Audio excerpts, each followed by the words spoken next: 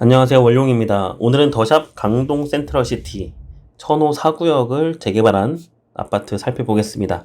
평소 영상과 좀 색다르게 청약홈 화면을 보면서 먼저 시작해 보도록 할 건데요. 그 이유가 여기 있습니다. 이게 일반 분양이 168개밖에 안 돼요. 총 670세대의 규모인데 168개밖에 안 된다. 나머지 조합원이 많다는 얘기고, 게다가 이 강동구, 특히 둔촌주공의 이슈로 뜨거웠던 강동구, 그리고 강남 4구에 포함된 강동구, 그리고 서울 공급 자체가 너무 작다 보니까 한 번씩 나오는 서울 청약이 굉장히 단비가 내리는 것처럼 보이는데 실제로는 그렇지 않을 수도 있다라는 부분입니다. 그래서 이 숫자를 잘게 쪼개고 나와 맞는지 안 맞는지를 검증하기 위해서 이 청약홈 화면을 먼저 봅니다. 여기서 보이는 기본 정보 먼저 살펴볼게요. 모집 공고일은 10월 6일.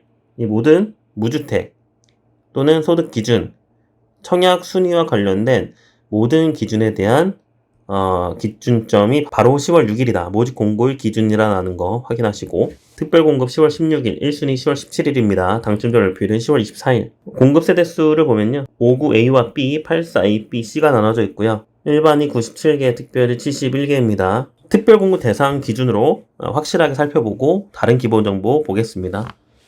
다자녀와 신혼, 생애 최초, 노부모 부양 이렇게 볼 텐데, 우선 노부모 부양은 없는 게 있죠.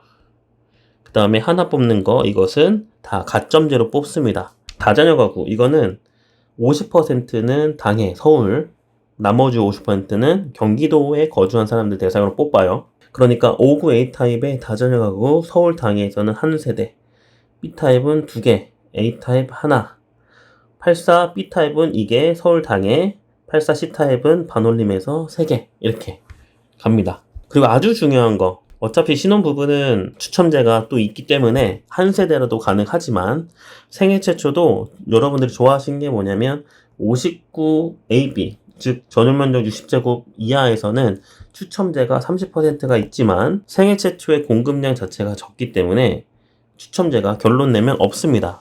왜 그러냐면요, 이 59B 타입의 30%, 그러면 3분의 1, 33% 정도는 줘야 되는 거 아니야, 추첨제. 그게 아니라 생애 최초 공급량의 50%는 도시근로자 월평균 소득 130% 이내에 뽑고요.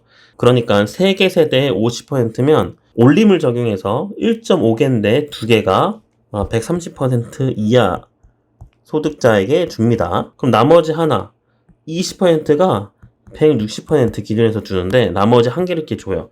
그러니까 추첨제 30%는 이미 없어진 얘기가 됩니다. 1인 가구가 만약에 생애 최초에 넣었다, 당첨의 기회가 아예 없다라고 하는 거죠. 그러니까 이거에 힘주지 마시고 생애 최초 혼인 전에 무주택 세대주는 어차피 당첨의 기회가 없으니까 깔끔하게 포기하자라고 이해를 하시면 됩니다. 자, 이제 빠르게 기본 정보 살펴보겠습니다. 투시도고요.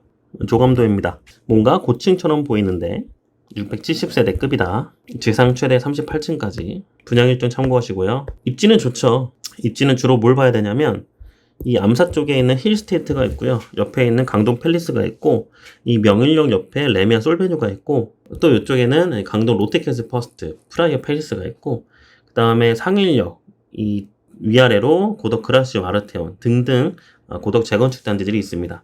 가장 중요한 거, 여기 뭐가 있죠? 예, 둔촌주공이 있습니다. 그리고 이 바로 인근에 밀레니얼 중흥 S클래스라고 곧 입주를 예정인 단지가 있습니다. 이렇게 이 천호역 8호선과 강동역 5호선 초역세권 도보에 있는 이 중간 지역에 있는 더샵 강동 센트럴시티는 어느 가격대를 기준으로 삼아야 되냐?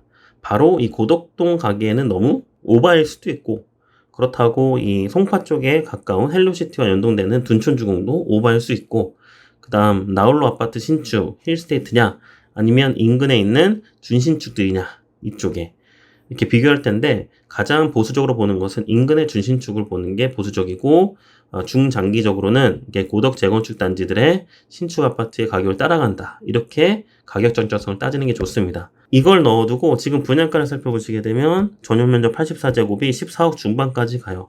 둔촌주공 얼마였죠? 네, 13억대부터 시작입니다. 요즘에 그 악플이 많이 없어져서 너무 다행이에요. 그러니까 우리나라의 자산시장, 개인 자본은 주로 이제 아파트, 부동산에 집중되어 있기 때문에 아무래도 가장 뜨거운 이슈 중에 하나인데, 그러면 바꿔서 보면 이 자본주의의 제대로 된 시작을 한국에서 경험하고 싶다라고 하면 어쩔 수 없어요. 이 아파트 시장, 주택 시장으로 뛰어드셔야 됩니다.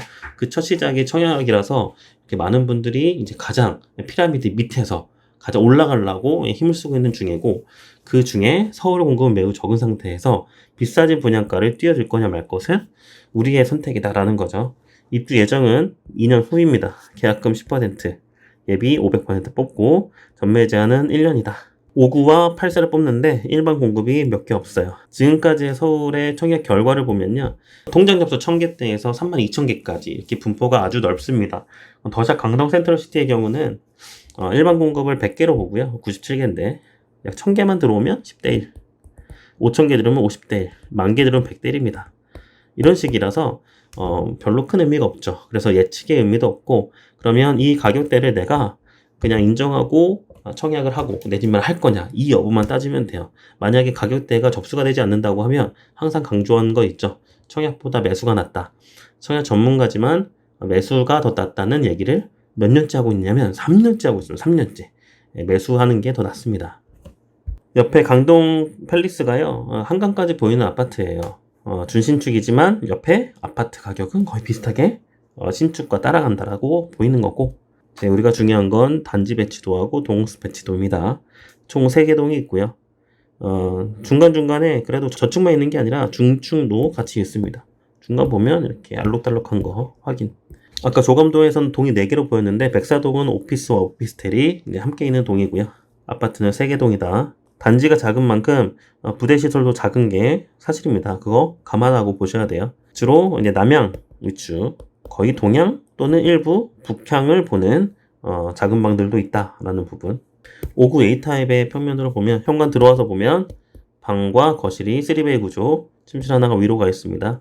이 정도 주방의 너비면 그렇게 좁지 않아요. 그래서 생각보다 좁지 않은 느낌을 줄 것 같다라는 거. 드레스룸이 별도 있는 대신에 이렇게 장을 짜놓고 파우더룸이 안쪽에 살짝 있는 거 확인. 5구 B타입입니다. 현관 들어와서 나오는 공간은 마찬가지인데 약간 이 문 열고 들어가는 공간이 죽은 공간처럼 보이기도 하지만 그래도 3베이 판상형 구조로 되어 있습니다. 84A 타입 방, 거실 하나, 둘, 셋, 4개 이렇게 4베이 판상형이고요. 안방에 있는 드레스룸 조금 작지만 그래도 조금은 있다. 주방의 팬트리 아주 넓고요. 현관 창고 별도 있습니다. 일반적인 4베이 판상형 구조로 뽑아져 있고요. 84B 타입은 보면 현관에 창고 들어오고 방 2개, 그 다음 거실, 침실 드레스룸도 판상형 치고는 나쁘지 않습니다. 복도에 팬트리장까지 주었고요. 거실도 이렇게 주방에 이렇게 아일랜드 식탁이 중간에 있는데 아마 식탁을 이런 식으로 놓게 되겠죠. 현관 들어와서 보이는 개방감이 시야각이 좀 넓다. 깊고 넓습니다. 타워형의 장점이 이렇게 되겠죠. 이제 84C 타입도 보면요, 이게 북향은 아닌데 정확히 보면 서서 북향이죠. 보는 이제 작은 방도 나올 수 있다. 대부분은 동향, 남동향, 남향 이쪽 위주로 거실과 침실이 배치되어 있습니다.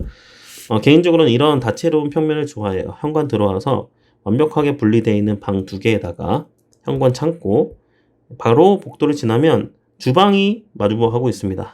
누구 손님 오면 밥 먹었냐? 이렇게. 그리고 조금 분리되어 있는 공간처럼 보이는 거실, 중간에 팬트리도 지나오죠. 그 다음 안방에 드레스룸 이렇게 있습니다. 공간이 좀 분리되어 있어서 생각보다 일체화된 느낌, 넓은 느낌보다는 좀 좁지만 그래도 뭔가 용도별로 확실하게 나눠져 있다라는 설계입니다. 이렇게 더샵 강동 센트럴시티를 살펴보았습니다.